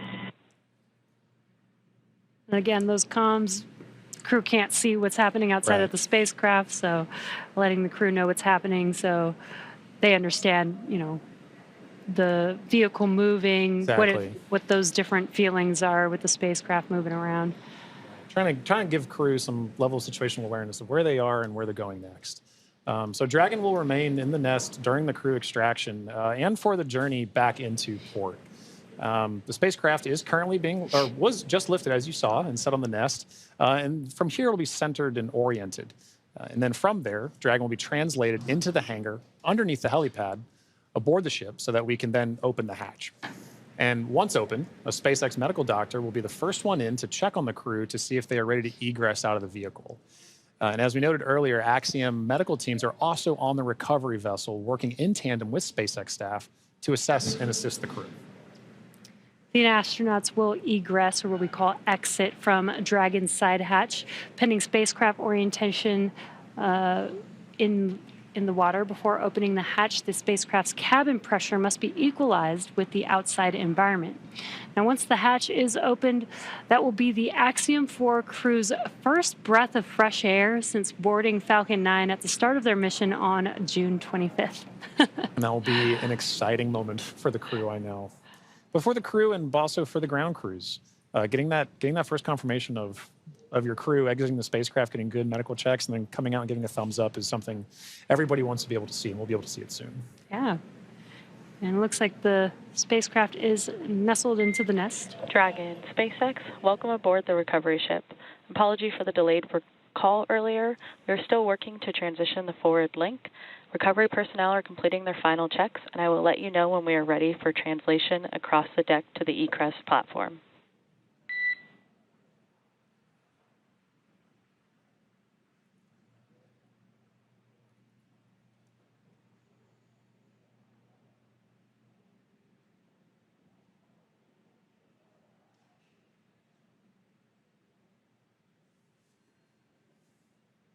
Now, they are de-rigging the spacecraft, but they're also doing some final sniff or leak checks and then covering the thruster locations prior to opening that hatch. Let's just make sure that the vehicle is more than safe for the crew members to exit the vehicle.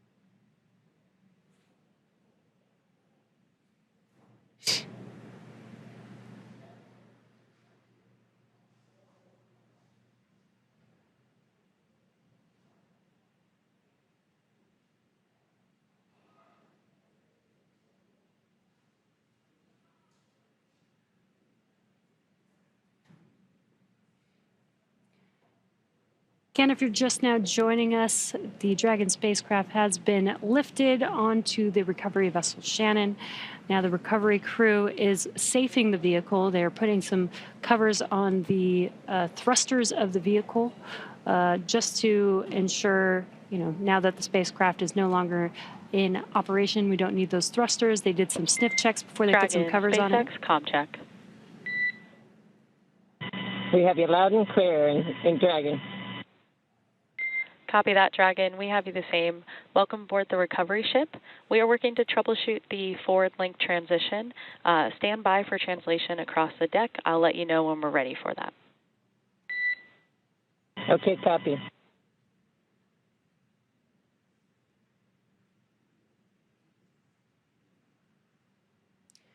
The crew is preparing for translation. This is where that Dragon nest is going to move the spacecraft towards the deck, and that deck is going to meet the bottom of the Dragon hatch, and that'll enable the crew to egress or exit the Dragon spacecraft onto a platform on the recovery vessel.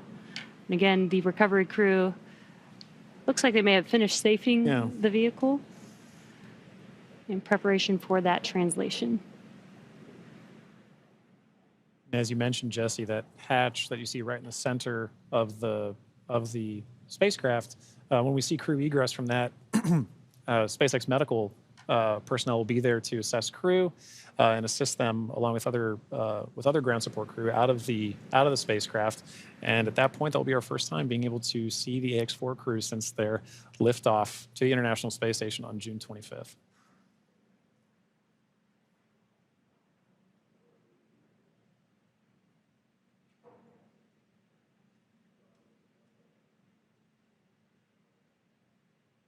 On a side note, I do love seeing crew go into and come out of the hatch, whether it's the side hatch or whether it is the docking port. I love seeing the smiles on their faces.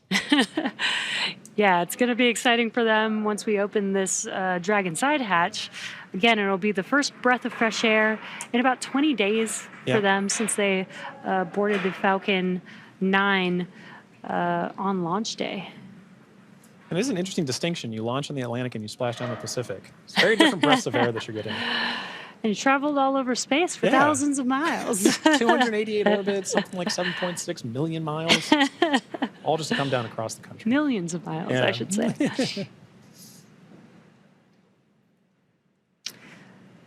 It's definitely a great passport to have. It is.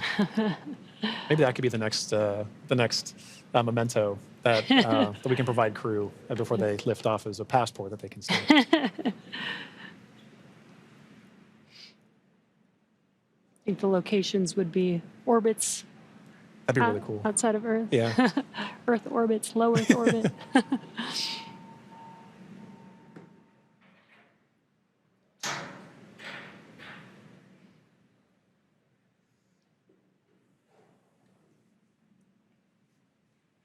Again, next up, we are expecting the translation of the Dragon spacecraft named Grace, named by the Axiom Mission 4 crew.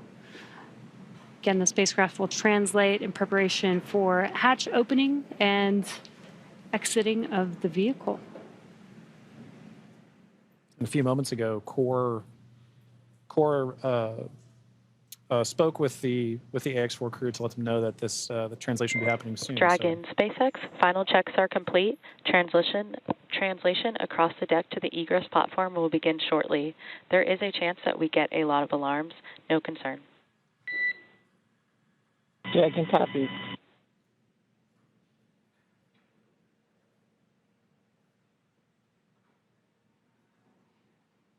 And we have movement. Translation is beginning.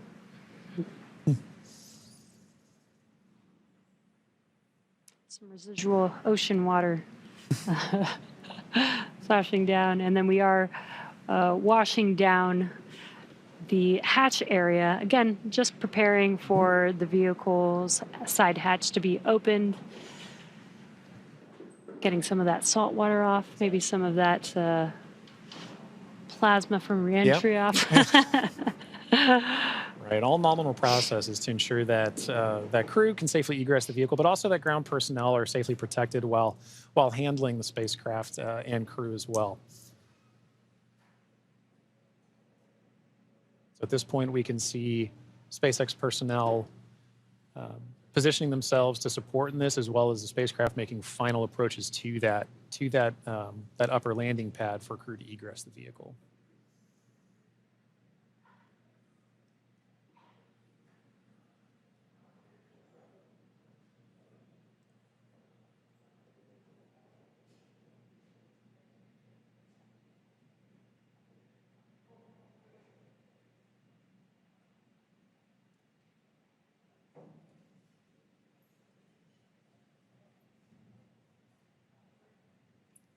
After that freshwater wash down of the hatch area, we're seeing some final wipe downs as well.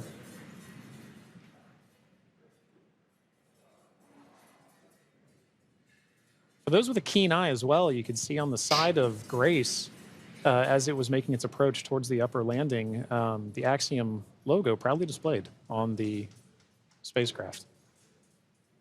We had some great shots during the docking footage of SpaceX, Axiom, making a beautiful image of the vehicle docked to the International Space Station. It's a little worn. A little toasty. A little toasty. A little toasty. All part of nominal ops, though. 3,500 degrees Fahrenheit That'll will do do that. that.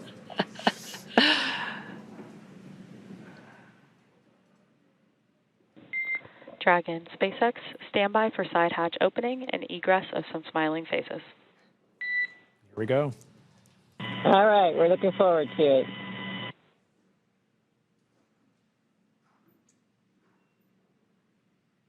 They are just about to open that side hatch. And again, first person that'll greet the crew will be the medical officer.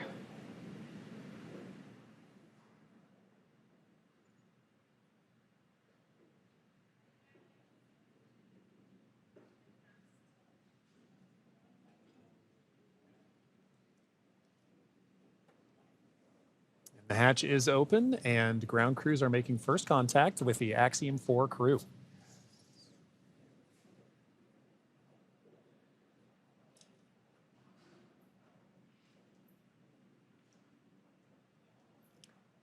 And you see that square-looking tool. That's just a protector for the hatch seal for while the crew egresses. This is a reusable vehicle, so we are protecting both the crew as well as the spacecraft, making sure there's no damage that happens and that the crew doesn't bump their head on anything on the spacecraft.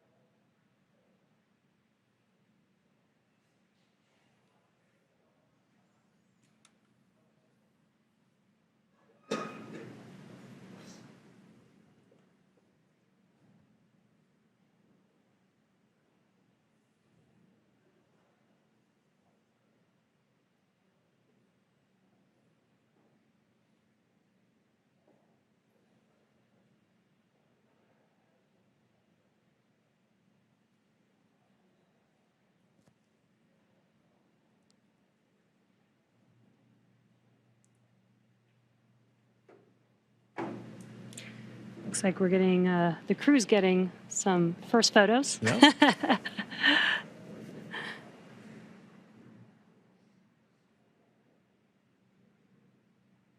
a good sign that they had good initial comms with medical personnel.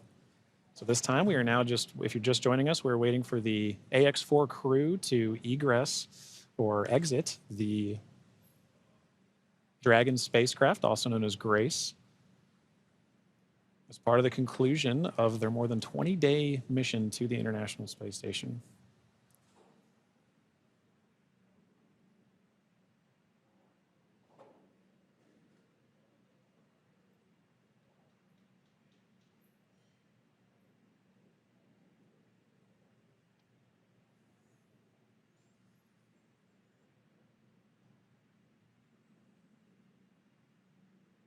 You can see the crew is handing some of their cargo. That looks like their tablets that they use throughout their mission. Making it a little easier for crew to make their way out of the spacecraft as well.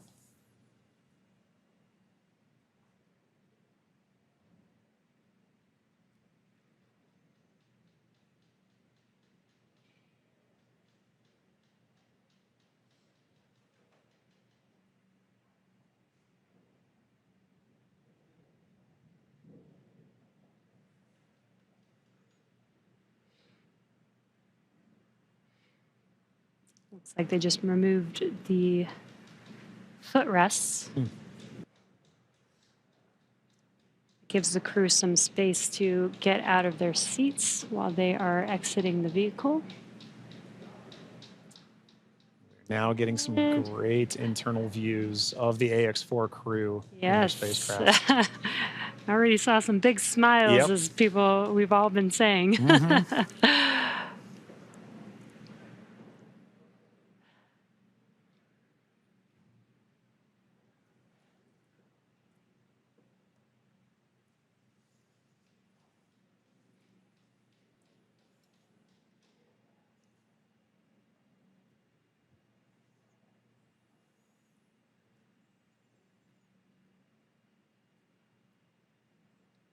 As we wait for the AX-4 crew to egress the vehicle, you can see ground crew is still putting in aspects of I'm not going to call it rigging, but hardware to help the crew get out of the spacecraft more easily. Reminder that they've been in microgravity for a little over 20 days, and occasionally your first few steps back on Earth can be slightly challenging. It's a little different in microgravity than dealing with the gravity here on Earth.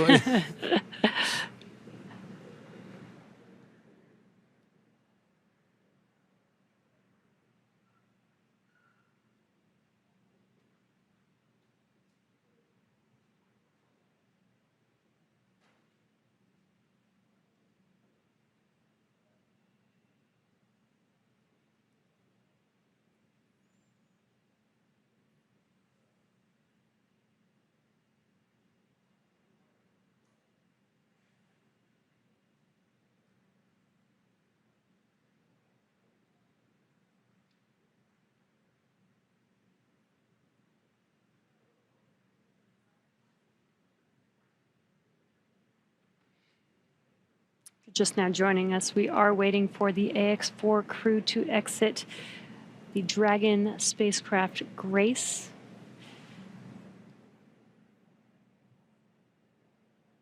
Peggy, Shooks, Suave, and Tibor are at the end of their Axiom Mission 4.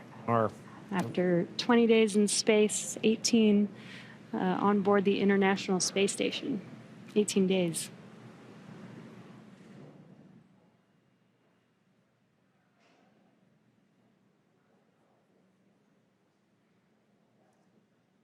And now this wraps up a very significant portion of the mission, but it's not entirely over. We still have a few medical checks to go. And then in addition to that, the AX-4, all the research done on the AX-4 mission is all going to be in a world of post-processing, analysis, assessment, and that's all part of it, as well as crew debriefs. So, following after crew egresses the spacecraft and gets good medical checks, at that point we'll be getting the crew back home and then continuing the final, we'll call it terrestrial-based operations of the That's AX-4 right. mission. I guess it's more of the end of the space-facing portion of the mission. Operational phases. Right. We're still going to take our time to get there. You can see ground crews are still working with the crew members and hardware inside. They've established some ground support equipment to help in the aid of the AX-4 crew getting out of the spacecraft.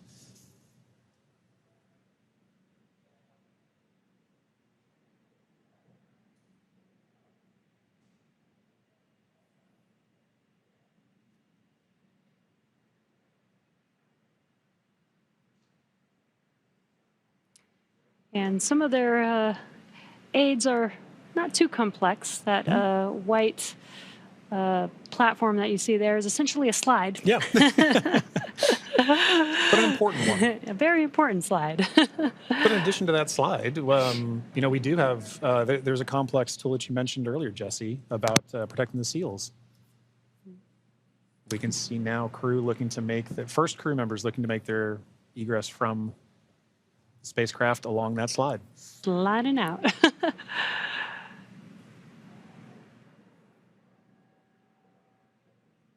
And there she is. We see Commander Peggy Whitson, all smiles, exiting the spacecraft grace. That is a beautiful sight. Peggy Whitson, the AX-4 commander, is home, having logged 695 days in space on 5 flights. She is the 7th on the all-time list for most days in space by a human. It's an incredible feat. Legendary.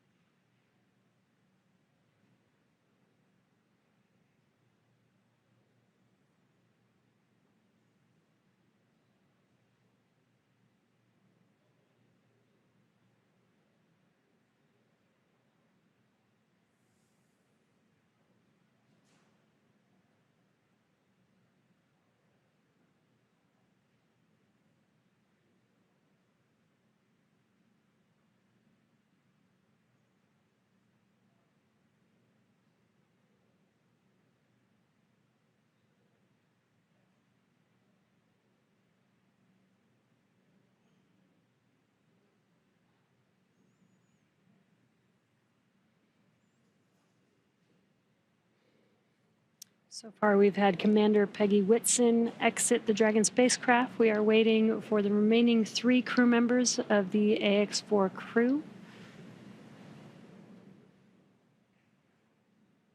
There's no real order to the egress. It's really up to the crew.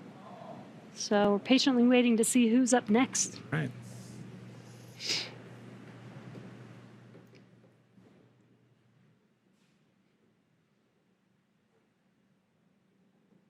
If Peggy is in the indication, which I think she is for this particular crew, we'll see another big smile coming out of the Dragon spacecraft in a moment.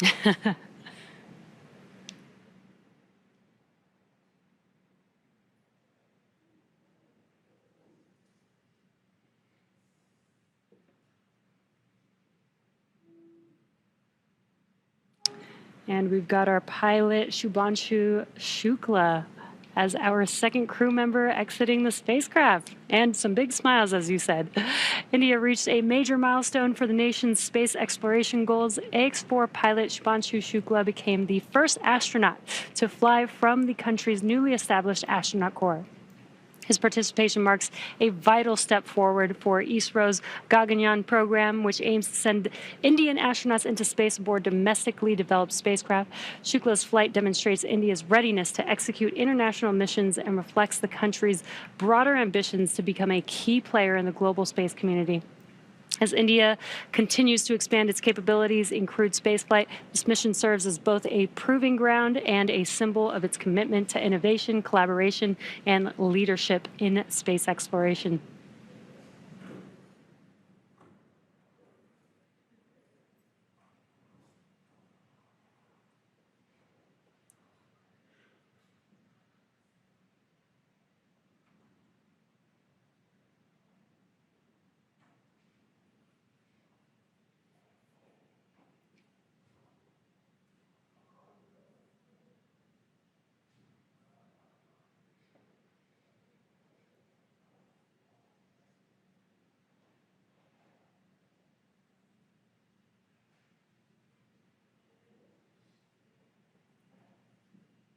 Now, at this time, we are waiting for the mission specialists of the AX-4 mission, Sławosz Uznański-Wiśniewski of Poland and Tibor Kapu of Hungary, to now egress the Dragon spacecraft.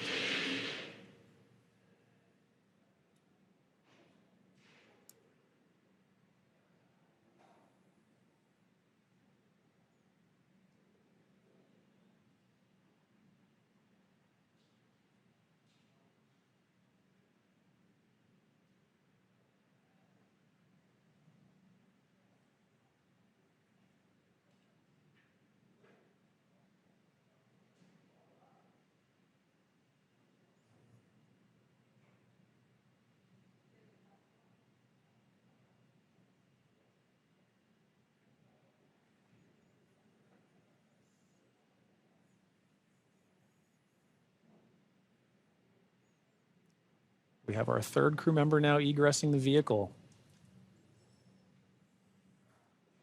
And there is Sławosz Uznański-Wiśniewski of Poland. Sław is all smiles for this, which I love to see.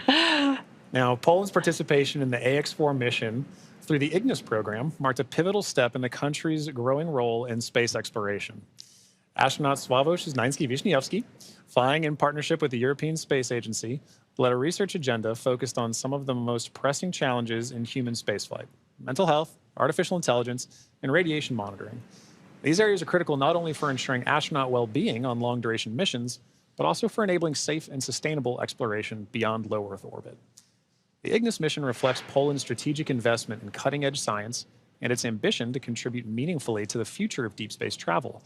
It also signals a broader shift in Europe's space landscape, where emerging space nations are taking on increasingly vital roles in shaping the next era of exploration.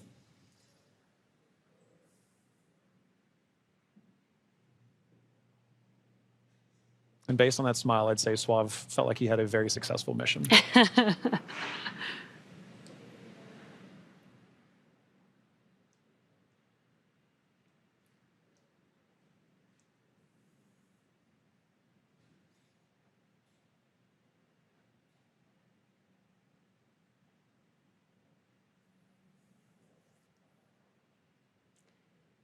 Three of four crew members have exited the Dragon spacecraft. We're now just waiting for the final crew member, Tibor, to exit the spacecraft here.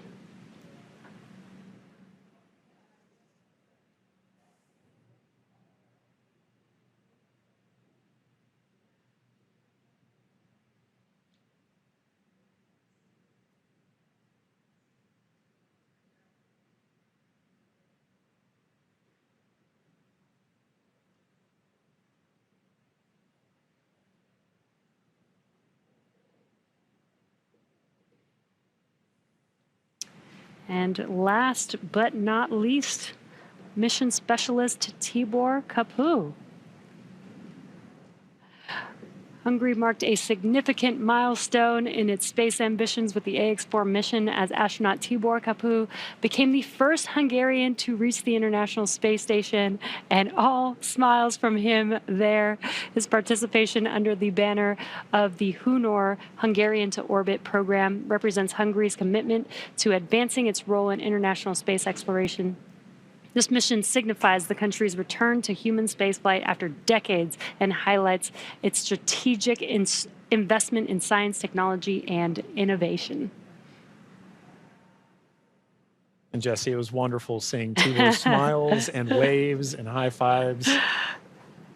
You knew how important this mission was to the crew as they were prepping for it and throughout the mission, and seeing them be able to egress with the same smiles that they went into the capsule with, or into the spacecraft with.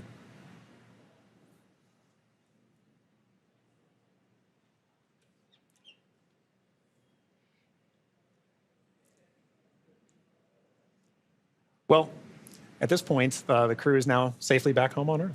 Yeah. Now that our crew are safely back home on Earth and getting the first checks by SpaceX and Axiom space medical teams, we're going to wrap up our live coverage of their historic return. AX-4 lifted off from Launch Complex from Launch Pad 39A at 2:31 a.m. Eastern Time on Wednesday, June 25th, and arrived at station on Thursday, June 26th. They spent about 20 days in space and 18 of those days on the International Space Station before undocking yesterday. And then this morning at 2:31 a.m. Pacific Time, they splashed down off the coast of San Diego, California. What an amazing journey it's been for them so far. Yeah, it's been absolutely incredible. And Jesse, it's been fantastic again sharing desk with you. Thank you so much for joining me on this, and I'm glad we got to spend this time together. But now this crew's entire trip is home, we're ready to move on to the next phase of the mission. So to SpaceX, thank you for an incredible flight and taking such great care of our crew. To NASA, the International Space Station partners, and the Expedition 73 crew, thank you for helping make the efforts of the AX-4 mission possible. We're really looking forward to collaborating with everyone again soon.